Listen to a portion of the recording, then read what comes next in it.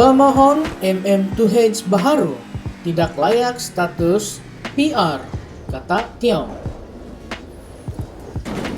Peserta baharu program Malaysia Rumah Keduaku MM2H tidak layak memohon status penduduk tetap PR, kata Menteri Pelancongan, Seni dan Budaya Tiong King Sing.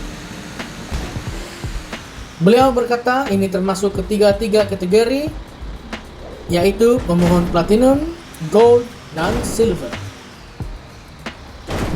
Tiong berkata semua pemohon mesti dikemukakan melalui pusat sehenti MM2H dan pemohon mesti tinggal di Malaysia sekurang-kurangnya 90 hari setahun secara kumulatif.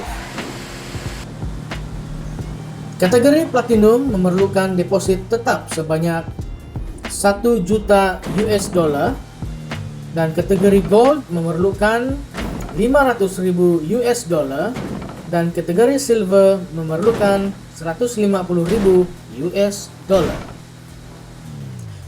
Beliau berkata, Montak juga telah mula memproses dan meluluskan lesen perniagaan bagi pengendali MM2H dengan garis panduan baharu. Montak yakin program MM2H akan menarik minat bakal peserta, terutamanya individu yang mempunyai nilai tinggi dan nomad digital, untuk menjadikan Malaysia destinasi utama mereka. Kehadiran kumpulan ini dijangka meningkatkan ekonomi tempatan, terutamanya dalam perindustrian, pelancongan, perumahan, pendidikan, dan perubatan, menjadikan Malaysia sebagai hub global yang berdaya saing tinggi. Tulis Tiong di Facebook. Tiong berkata Montak sudah mula mengeluarkan lesen perniagaan edisi kedua yang telah dioptimumkan selaras dengan perkembangan semasa. Syarat baharu ini diperkenalkan bertujuan meningkatkan credibility dan accountability syarikat perniagaan kendalian MM2H berlesen. Selain itu, syarat lesen ini bertujuan untuk melindungi peserta yang menyertai program ini secara lebih menyeluruh. Katanya, antara syaratnya ialah modal berbayar syarikat dinaikkan daripada RM50,000 kepada minimum RM200,000. Bayaran lesen tetap pada RM2.500 setahun dan premis perniagaan itu perlu mempunyai alamat yang sah. Syarikat juga mesti menyediakan jaminan bank berjumlah RM200,000 Malaysia. Sebarang pertanyaan mengenai pelesenan MM2H boleh diajukan melalui email ke lesenmm2h@motak.gov.my.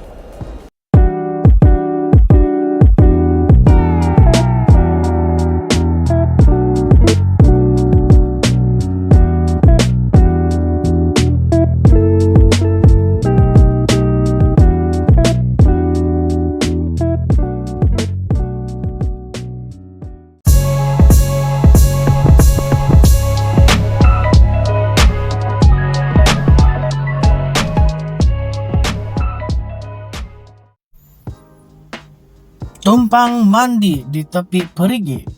Time macam ni teringin Maggie. Kupu-kupu rama-rama, jangan tunggu lama-lama. KKM perlu buat audit keselamatan makanan di kantin sekolah.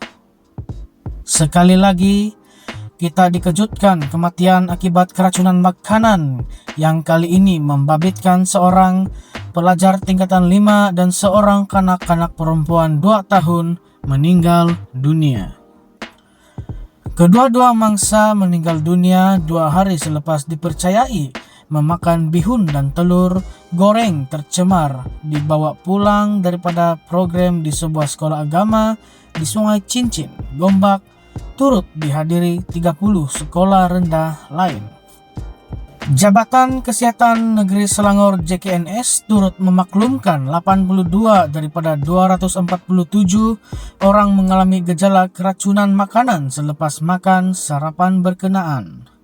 April lalu, 20 pelajar perempuan sekolah menengah di Melaka menerima rawatan selepas disyaki mengalami keracunan makanan disyaki berpunca daripada hidangan nasi goreng di kantin.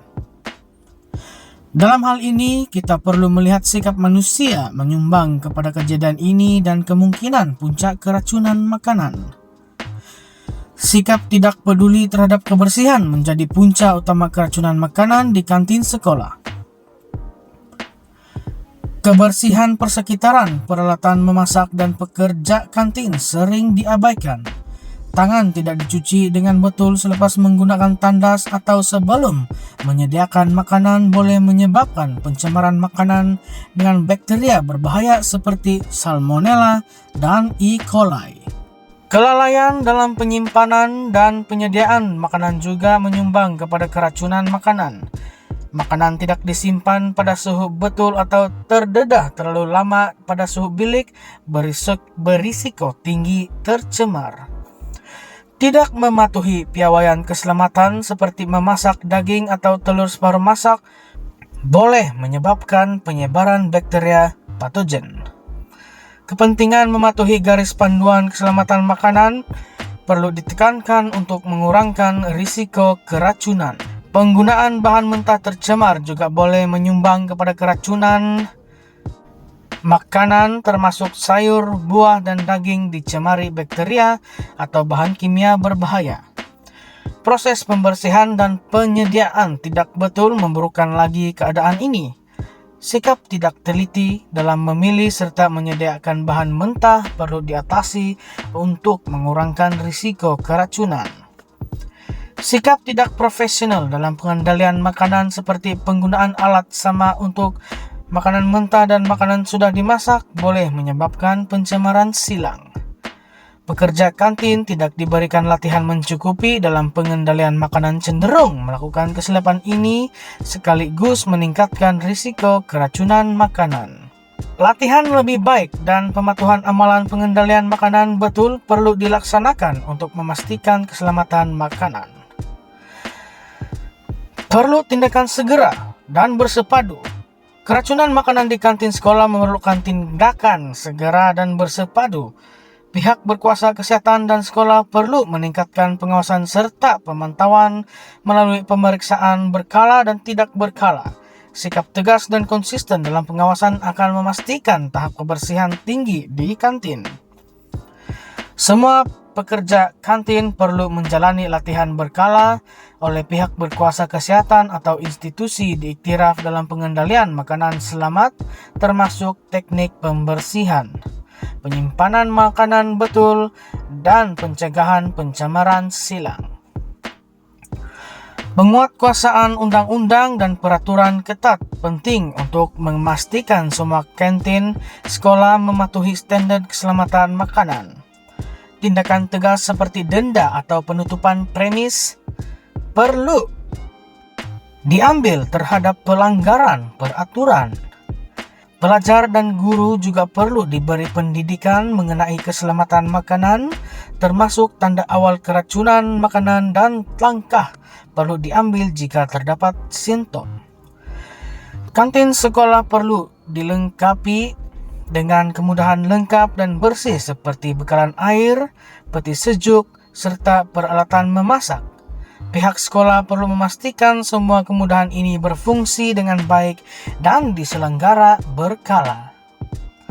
Pihak berkuasa kesehatan daripada Kementerian Kesehatan KKM boleh menjalankan audit keselamatan makanan di kantin sekolah. Audit ini membabitkan penilaian menyeluruh terhadap semua aspek pengendalian makanan. Hasil audit perlu digunakan untuk menambah baik prosedur dan amalan pengendalian makanan di kantin. Pihak berkuasa perlu mewujudkan sistem amaran awal untuk memantau dan melaporkan kes keracunan makanan dengan cepat, sekaligus membolehkan tindakan segera diambil untuk mengelakkan lebih ramai pelajar terjejas dan mengenal pasti punca keracunan dengan lebih cepat. Realitinya, isu keracunan makanan di kantin sekolah memerlukan tindakan segera dan bersepadu. Sikap sambil lewat terhadap kebersihan, penyimpanan dan penyediaan makanan, penggunaan bahan mentah tercemar, serta pengendalian makanan tidak betul perlu diubah. Pihak berkuasa kesehatan, sekolah, dan komuniti perlu bekerja sama dalam mengambil langkah pencegahan dengan usaha bersama dan sikap bertanggung jawab. Keselamatan makanan di kantin sekolah dapat dipastikan manakala kesehatan serta kesejahteraan pelajar dapat dilindungi. Penulis adalah Profesor Madya, Pusat Kajian Pendidikan dan Kesejahteraan Komuniti, Universiti Kebangsaan Malaysia, UKM.